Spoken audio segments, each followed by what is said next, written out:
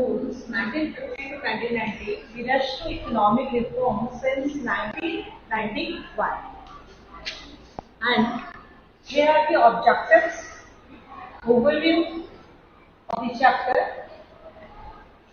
meaning of economic reforms, their objectives and the needs of economic reforms, and then we adopt new economic policy which is included LPG. LPG means liberalization, privatization and globalization, and their positive effects and the negative effects, and the rest demonetization and the GST will also read in this chapter. Now come to the objectives of the economic reforms. When we are talking about the economic reforms, so we having an objective of economic reforms, that is to make the economic competitive, to accelerate the growth rate in the economy, to make the production units more efficient and highly productive, to consolidate the past gains, to make use of the global resources for countries' own development, to rationalize the role of public enterprises and improve their performance, and the most important, to improve the fiscal discipline. So these are the main objectives for economic reforms.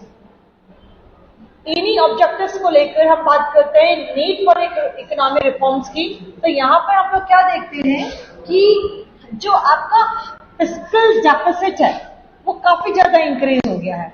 Increase होने का मतलब हम यहाँ पे क्या देख रहे हैं, in the year between 81 to 82 that was 5.4% of GDP which rose to 8.4% in 1991.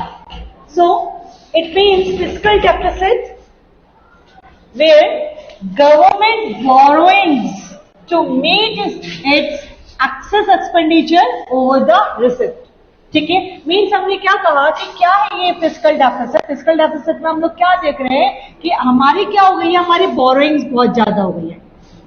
जब आपकी बोरोइंग्स ज्यादा हो गई है, ठीक है, और आपके जो रिसिप्ट्स है वो कम है, ठीक है, मीन्स हमारी जो पेमेंट्स है वो जो है आपकी ज्यादा है और आपके पास रिसिप्ट कम है, ठीक है, हमारे पास एक्सपेंडिचर्स ज्यादा है हमारे यहाँ पर, ठीक है। तो इस सिचुएशन में हमें यहाँ पे देखने को मिलता है कि फिस्कल डेफिसिट हो जाता है।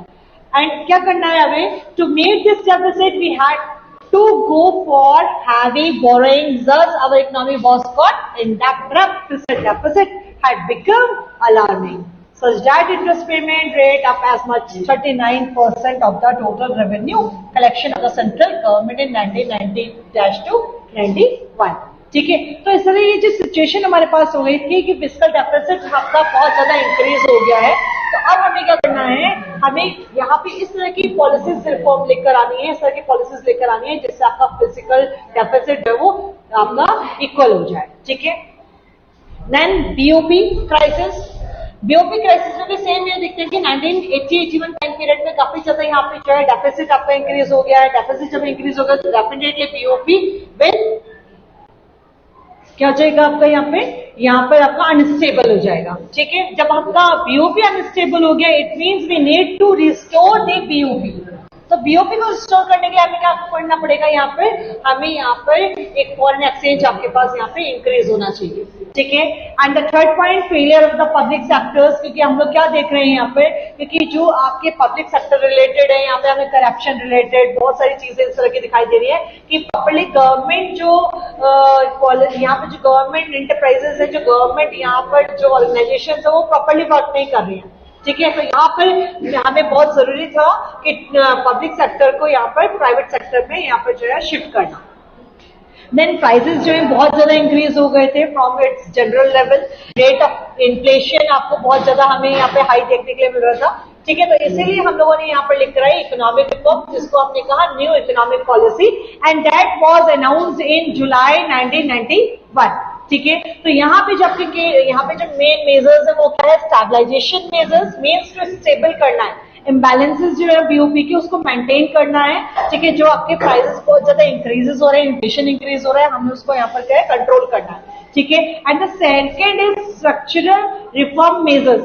स्ट्रक्चरल रिफॉर्म्स मेजर की अगर हम बात करें तो कहने का मतलब ये है कि अभी तक हम लोग यहाँ पे क्लोज इकोनॉमी में काम करते हैं, नाउ वी शिफ्ट टू आपका यहाँ पे ओपन इकोनॉमी, ठीक है। तो यहाँ पर हम लोगों ने यहाँ पे जो भी आपके टैरिफ प्लान्स यहाँ पर थे तो हमने उन सबको यहाँ पे हटाया, जो एक लाइसेंस राज था हमने उसको यहाँ पे रिड्यूस करने की कोशिश करी, ठीक है। तो यहाँ पर स्टैबिलाइजेशन मेजर्स और स्ट्रक्चरल मेजर्स हम लोग यहाँ पर करते हैं, ठीक है।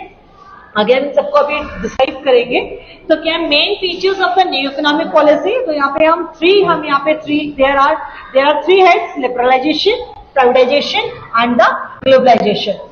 Now let's come to the liberalization. So what is liberalization? Liberalization refers to the end of license, ठीक है। तो हम लोग इसको प्रॉपरली हम लोग एक पॉइंट्स करके हम इसको ध्यान में रखेंगे कि what do you mean by liberal? Liberal means to free, है ना। अब हमने कहा कि फ्री हो गया, लेकिन किन चीजों से फ्री हुआ है?